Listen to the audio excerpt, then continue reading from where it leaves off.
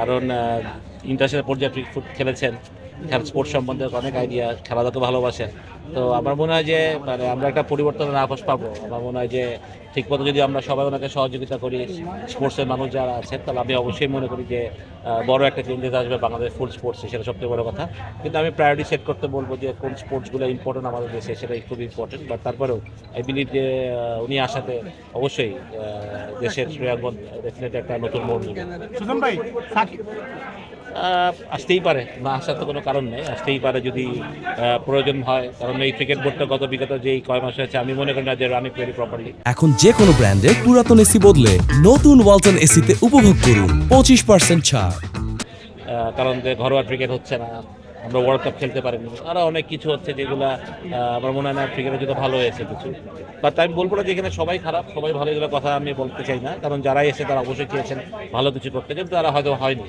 But অবশ্যই নতুন একটা সরকার এসছে, নতুন প্রেম প্রতিমন্ত্রী আসছেন, উনি ওনার মতো চিন্তা করবেন যে কীভাবে করলে কারা আসলে ক্রিকেট বোর্ডের জন্য ভালো হবে, ক্রিকেটকে ভালোভাবে চালাতে পারবে, বা অন্যান্য স্পোর্টসে অন্যান্য ফেডারেশনগুলোতেও কারা আসলে ভালোভাবে চলবে, সেটা সবচেয়ে ইম্পর্টেন্ট। এমনি যে আপনি মানুষটা ইম্পর্টেন্ট না, হচ্ছে যে খেলাটা যাতে মাঠে সচল থাকে, খেলা যাতে ঠিকমতো হয়, সেটা সবচেয়ে বেশি ইম্পর্টেন্ট।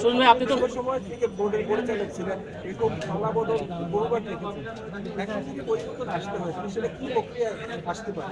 আমার মনে হয় যে মানে ইলেকশন প্রপার, যদি আমার মনে হয় যে ইলেকশনে যদি প্রপার হয়, যার যোগ্য তারাই আসবে, সেটা তখনই মানুষই বেছে নেবে যে কারা আসলে যার যার জায়গায় ঠিকমতো মানুষ নিয়ে আসতে পারলেই হবে।